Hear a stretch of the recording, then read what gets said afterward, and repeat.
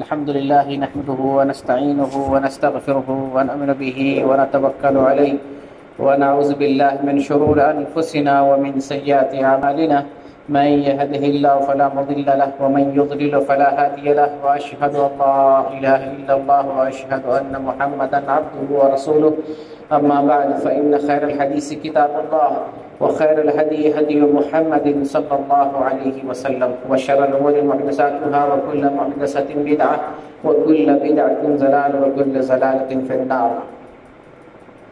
قال النبي صلى الله عليه وسلم لا عدوى ولا طير ولا هام ولا سفر.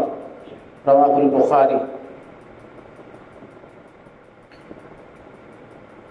درود و سلام اللہ کی تعریف کے بعد درود و سلام کا نزول ہو تمام پیغمبروں اور اللہ کے نیک لوگوں پر، خصوصاً نبیوں کے سرتاج، انسانوں میں سب سے اعلیٰ، افضل اور اولیٰ، خاتم الانبیاء، امام الانبیاء، سید الکون، سید البشر محمد صلی اللہ علیہ وسلم پر۔ ابھی میں نے صحیح بخاری سے ایک حدیث پیش کی۔ اس حدیث میں نبی اکرم صلی اللہ علیہ وسلم ارشاد فرماتے ہیں لا عدوى ولا طیر ولا ہام ولا سفر۔ لا عدوى، عدوى کہتے ہیں کسی بھی بیماری کو متعدی ہونے کو، ایک بیماری دوسرے کو لگ جائے، ایک انسان سے دوسرے تک منتقل ہو جائے۔ نبی صلی اللہ علیہ وسلم فرماتے ہیں لا عدوى، کوئی بیماری منتقل نہیں ہوتی ہے، یعنی بیماری چھوت چھات نہیں ہے کہ ایک کو لگے دوسرے کو پکڑ لے، تیسرے کو پکڑ لے، چوتھے کو پکڑ لے، نہیں، جس کے مقدر میں بیماری ہے وہی بیمار ہوگا، جس کے مقدر میں بیماری نہیں ہے اس کو بیماری نہیں لگے گی۔ تو زمانے جاہلیت سے، پرانے زمانے سے لوگوں کے اندر یہ خیال تھا کہ ایک بیماری دوسرے کو لگتی ہے اور ایک بیمار سے دوسرا آدمی بیمار بن جاتا ہے، تو اس کی کوئی حقیقت اسلام میں نہیں ہے۔ یعنی کوئی بیماری آپ خود کسی تک منتقل نہیں ہوتی، لیکن بعض بیماریاں ہمارے سامنے اور ہم دیکھتے ہیں کہ کچھ ایسی بیماریاں ہیں جو ایک دوسرے کو لگتی ہیں اور ایک دوسرے سے لوگ بھاگتے ہیں۔ وبائی بیماری ہے، ہیضہ ہے، اور خاص طور سے آج کے زمانے میں جو کرونا وائرس ہے، ایک سے دوسرے کو یہ بیماری لگ رہی ہے، تو پھر ایسی صورت میں اس حدیث کی روشنی میں کیا جواب ہونا چاہیے؟ تو ہمارا عقیدہ یہ ہے کہ اللہ کے حکم کے بغیر کوئی بیماری کسی دوسرے کو نہیں لگتی ہے۔ یہ تمام بیماری کے لیے، چاہے کورونا وائرس ہو یا اور کوئی بیماری، بعض ایسی بیماری ہے جو ایک سے دوسرے کو لگ سکتی ہے، یہ اللہ کے حکم سے، اللہ کی اجازت سے، اللہ کے بغیر نہیں۔ کسی بھی انسان یا کسی بھی چیز یا کسی شے کے اندر وہ طاقت نہیں ہے کہ آپ خود کسی کو متاثر کر دیں۔ سب پر اللہ کی حکمرانی ہے، ساری چیزیں اللہ کے اختیار میں ہیں۔ کسی چیز کے اندر کوئی طاقت ہے تو وہ طاقت دینے والا اللہ ہے، کسی کے اندر تاثیر ہے تو وہ پیدا کرنے والا اللہ ہے، کوئی چیز نفع پہنچاتی ہے تو وہ پہنچانے والا اللہ ہے، کوئی چیز نقصان پہنچاتی ہے تو نقصان کا سبب اللہ ہے، اللہ کے ذریعے نقصان پہنچتا ہے، اللہ ہی کل ہے، کل کائنات اللہ۔ تو بعض بیماریاں، وبائی بیماری، حیضہ، طاعون یا کرونا وائرس، ایک بیماری ایسی ہے یا کچھ بیماری ایسی ہے جو دوسرے کو لگ سکتی ہے، تو ہم یہ عقیدہ رکھیں گے کہ اللہ کے حکم سے بعض بیماریاں ایسی ہیں جو دوسرے کو لگ سکتی ہیں، تو وہاں پر ہمیں اسلام نے احتیاط بتایا ہے کہ اس بیماری سے احتیاط کرو، یا اس بیمار سے پرہیز کرو، یا اس بیمار کو صحت مند آدمی کے پاس نہیں جانا چاہیے۔ جیسے حضرت عمر رضی اللہ عنہ کے زمانے میں طاعون آیا تو بیماروں کو پہاڑ پہ بھیج دیا۔ یا نبی صلی اللہ علیہ وسلم کا حکم ہے کہ جہاں پر طاعون پھیلے تو اس جگہ کا آدمی دوسری جگہ نہیں جائے، یا دوسری جگہ کا آدمی اس طاعون والی جگہ پر نہیں جائے۔ اسی طریقے سے آپ صلی اللہ علیہ وسلم نے مدینے کے اندر ایک کوڑ کے آدمی سے مسافہ نہیں کیا، پتہ چلا کہ اس آدمی کو کوڑ ہے، وہ آپ صلی اللہ علیہ وسلم سے بیعت کرنے کے لیے آیا تو آپ نے کہا وہیں پہ رک جاؤ، ہم نے تمہاری بیعت کر لی، آپ نے مصافحہ اور بیعت نہیں کی. تو بعض بیماریاں ہیں جو ایک دوسرے کو لگ سکتی ہیں، وہ بھی اللہ کے حکم سے. جب نبی صلی اللہ علیہ وسلم یہ حدیث بیان کر رہے تھے کہ ایک بیماری دوسرے کو نہیں لگتی ہے، اور یہ صحیح بخاری کی حدیث ہے، تو ایک دیہاتی آدمی، دیہاتی گچڑ ہوتا ہے، کم عقل ہوتا ہے، نا سمجھ ہوتا ہے عام طور سے، اس نے سوال کیا کہ اللہ کے رسول، ہم دیکھتے ہیں ہماری اونٹنی ٹھیک ٹھاک ہے، ایک خارش والا اونٹ آ جاتا ہے اس میں اور ہماری اونٹنی کو بیمار کر دیتا ہے، تو پھر یہ آپ کہتے ہیں بیماری نہیں لگتی ہے، تو پھر یہ بیماری کیسے لگ گئی؟ تو آپ نے اس دیہاتی سے پوچھا کہ جو جس اونٹنی کو یا اونٹ کو خارش لگا ہوا ہے، اس کو خارش کدھر سے آیا، پھر اس کو کس نے خارش لگایا؟ یا دنیا میں جو پہلی اونٹ کو یا پہلے اونٹ کو خارش لگی تو خارش کدھر سے آئی؟ اس کو پیدا کس نے کیا؟ خارش کو اللہ تعالیٰ نے پیدا کیا. جیسے کرونا وائرس ایک آدمی کو لگا، سب سے پہلے کسی کو لگا ہوگا، اس پہلے آدمی کو کدھر سے لگا؟ جب انسان دنیا میں تھا ہی نہیں وہ، تو کدھر سے لگا اس کو؟ تو یہ سوال پیدا ہوتا ہے. اسی سے سمجھ میں آتا ہے کہ اس کا خالق بھی اللہ تعالیٰ ہے، تاثیر بھی اللہ کی طرف سے، وہ چیز اللہ کی طرف سے، اللہ کے حکم سے ہے. تو بہرکیف کوئی بیماری آپ خود متعدی نہیں ہوتی ہے، لیکن جس بیماری سے اسلام نے احتیاط کا ہمیں حکم دیا ہے، ہمیں احتیاط کرنا ہے، ہمیں اس میں اللہ پر بھروسہ رکھتے ہوئے احتیاط کرنا چاہیے. تو آپ صلی اللہ علیہ وسلم کا فرمان ہے لا عدوہ، کوئی بھی بیماری دوسرے کو منتقل نہیں ہوتی ہے، ولا طیر، اور اسلام میں بدشگونی نہیں ہے. بدشگونی کسے کہتے ہیں؟ برا فال لینا. جیسے آج کا زمانہ ترقی یافتہ زمانہ ہے، سائنس کا زمانہ ہے، ٹیکنالوجی کا زمانہ ہے، لیکن عقل انسان کی وہی پرانی والی. لوگ ہوائی جہاز پہ سفر کر رہے ہیں اور بلی کو دیکھا راستہ کاٹ دیا تو جو ہے اس کا دماغ خراب، یہ ہمارا سفر خراب ہو جائے گا، ہمارا کام خراب ہو جائے گا، برباد ہو جائے گا. سفر کر رہا ہے ہوائی جہاز میں، دنیا کہاں سے کہاں چلی گئی، لیکن سوچ وہی کی وہی ہے جو پرانے زمانے والے سوچتے ہیں، وہی کی وہی ہے. تو یہ بد فالی ہے. بلی نے راستہ کاٹ دیا، الو پہ نظر پڑ گئی، یا کوئی الو ہماری دیوار پہ آ کے بیٹھ گیا، یا کسی کے گھر میں ایک جانور مر گیا، یا کسی کا بچہ مر گیا، یا کسی کے گھر میں 1 2 3 لگاتار کئی موت ہو گئی. ان سب چیزوں سے لوگ بدفالی لیتے ہیں، بدشگونی لیتے ہیں. اسلام نے اس کی اجازت نہیں دی، منع کیا. بدشگونی اسلام کے اندر نہیں. زمانے جاہلیت میں بھی یہ چیز تھی، اسی لیے آپ صلی اللہ علیہ وسلم نے صحابہ کو مخاطب کیا کہ اسلام میں بدشگونی نہیں ہے.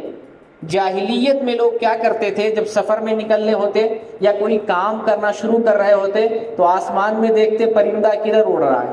دائیں طرف اگر پرندہ اڑتا ہے تو سمجھ لے گا میرا کام ہونے والا، بائیں طرف اگر پرندہ اڑ رہا ہے تو سوچے گا میرا کام نہیں ہوگا، میرا سفر خراب ہو جائے گا، اپنا کام اور اپنا پلان کینسل کر دیتا تھا. یہ جاہلیت کی رسم تھی.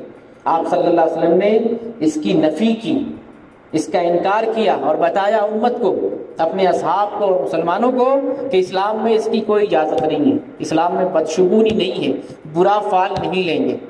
الٹی چپل دیکھ کے، وہ کسی مطلب جو ہے کہ عجیب چیز کو دیکھ کر، سایہ کو دیکھ کر، یا بادل کو دیکھ کر، یا جو ہے انہونی چیز کو دیکھ کر کہیں پر کوئی کرشمہ ہو جائے، کہیں عجیب و غریب واقعہ ہو جائے، کہیں پر دیوار گر جائے، کسی گھر سے آواز آ جائے، کہیں پر چرمراہٹ کی چرمر کی آواز آ رہی ہے، ان سب چیزوں سے لوگ جو ہے بدفالی لیتے ہیں.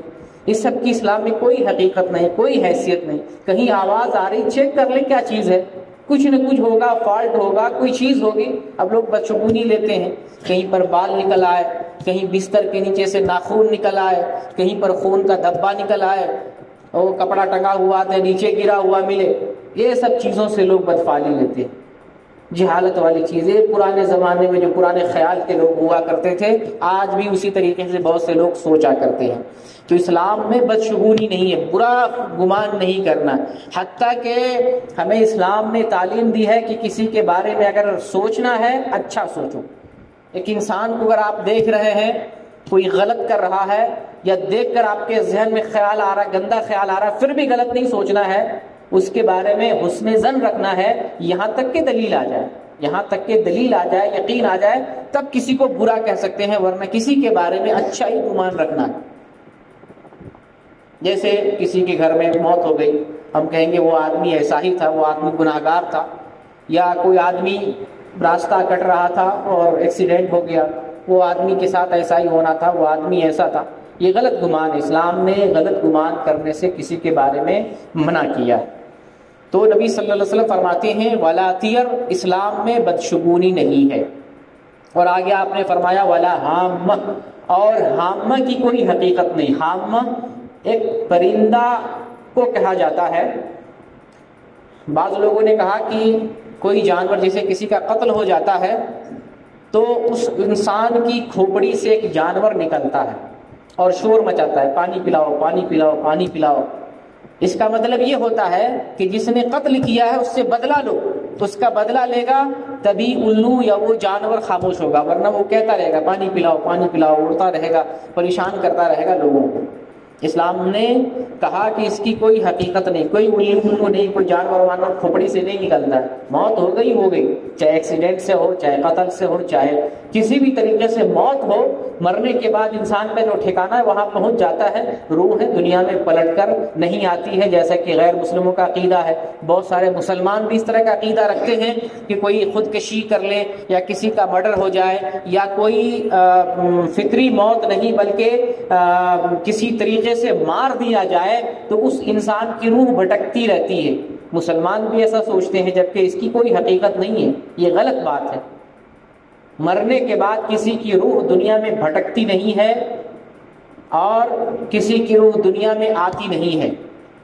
ٹھیک ہے، تو یہ عقیدہ زمانے جاہلیت میں تھا کہ کسی کو مار دیا جاتا ہے تو مقتول کی کھوپڑی سے ایک جانور نکلتا ہے جو کہتا ہے پانی پلاؤ، تو جب قاتل سے بدلہ لے لیا جاتا ہے تو وہ خاموش ہو جاتا ہے. اسلام نے کہا اس کی کوئی حقیقت نہیں.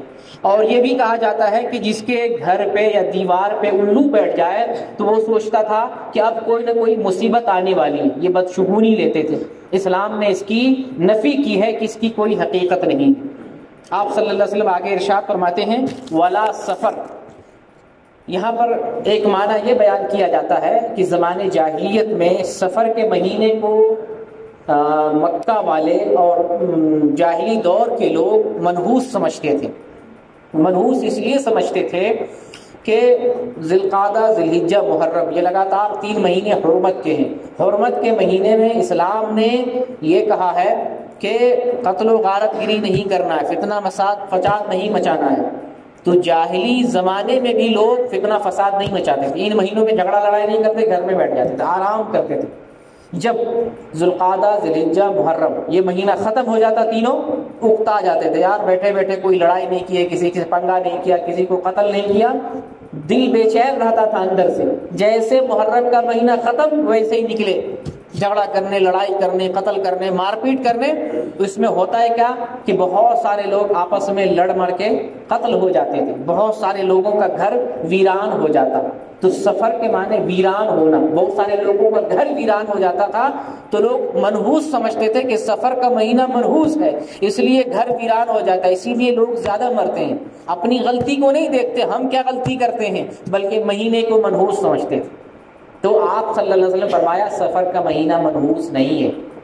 اور جس طرح سے جاہلیت میں تصور پایا جاتا تھا سفر کا مہینہ منحوس مانا جاتا تھا، اور ابھی جو مہینہ چل رہا ہے یہ سفر کا مہینہ، سفر کی 8 تاریخ ہے.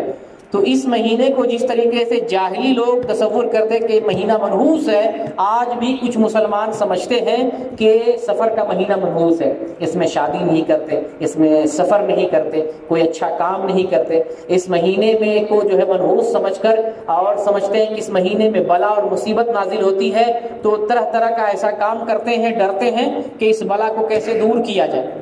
اس مہینے کی بلا کو دور کرنے کے لیے الگ الگ طریقے کا کام کیا جاتا ہے. کوئی صدقہ کرتا ہے، کوئی 365 آٹے کی گولی بنا کر تالاب میں پھینکتا ہے کہ 365 گولی بنا کر تالاب میں پھینکو تو پریشانی سے بچ جاؤ گے، یعنی سال بھر کوئی پریشانی نہیں آئے گی.